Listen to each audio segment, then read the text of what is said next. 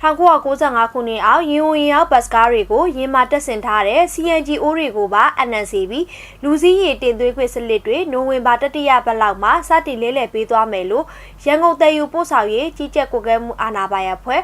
YRDA ရဲ့အတွင်းရေးမှူးဒေါက်တာမောင်ကပြောပါတယ်ဆရာတို့စလုပ်နေပါခုလာမယ့်ပတ်ကြရင်ဆရာတို့ပထမအောင်ဆုံးအတက်28တီကိုပေးမယ်ဟိုပေါ့နော်လူကြီးစလက်ဆက်တယ်လာမယ့်ပတ်ကြရင်လေ BN နဲ့ပါတော့ပေါ့နော် BN ရော50ပတ်ရောမီနီပတ်ရောပေါ့ဒါပေမဲ့လည်းနောက်တစ်ပတ်ကြတော့ပုံများလိမ့်မယ်ဟိုကတော့ BN အမေလို့1995 ခုနှစ်အောက်ရင်ဝင်ရင်ဟောင်းတွေအစ်စ်လဲလှယ်ပေးတဲ့နေရာမှာပထမဦးစားပေးအဖြစ် City Bus ယာဉ်တွေနဲ့ Mini Bus ယာဉ်တွေကိုလဲလှယ်ပေးသွားမှာဖြစ်ပြီးဒုတိယအဆင့် BN နဲ့ Dyna ယာဉ်တွေကိုလဲလှယ်ပေးသွားမှာဖြစ်တယ်လို့သိရပါတယ်။ရင်ဝင်ရင်ဟောင်းလဲလှယ်ဖို့အတွက်အခုစည်ရင်းပေးသွင်းမှုတွေထဲမှာ BN ယာဉ်တွေပါဝင်လာကြတယ်လို့မထသဗဟိုဥက္ကဋ္ဌဦးလာအောင်ကပြောပါတယ်။စည်ရင်းအပြည့်စုံတော့ကျွန်တော်စီမှာမရသေးဘူးဖြစ်ပါတယ်130ကျော်သော BN ယာဉ်တွေကတော့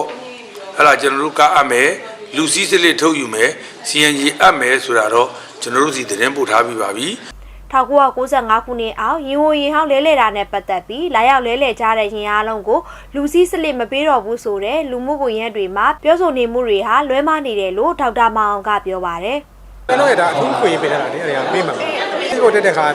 လူစည်းကားစလစ်မပေးတော့ဘူးဆိုတော့မပြောတာဆရာတို့ကဒါပေးမှဆက်ပေးဦးမှာအဲ့ဒါအဲ့ဒါမှားတယ်နော်အခုတော့မယ်ဆိုတော့ဆရာတို့ရဲ့ project ကိုသွားဖြစ်အောင်လုပ်ကြည့်ဖြစ်တယ်နော်အဲ့ဒါမျိုးရန်ကုန်မြို့ရင်းရှိဘတ်စကားစရင်မှန်းကြည့်အရ1995 ခုနှစ်အောက် City Bus, Mini Bus ယာဉ်တွေနဲ့ BN ယာဉ်တွေအပါအဝင်ရင်ဝင်ရင်အောင်2000ကျော်ရှိနေတယ်လို့သိရပါတယ်။ဒီသတင်းကို Central News Bureau ကအေးမီဆန်ကပေးပို့တာဖြစ်ပြီးကျမအီဖြိုးဝေကတင်ဆက်ထားတာပါ။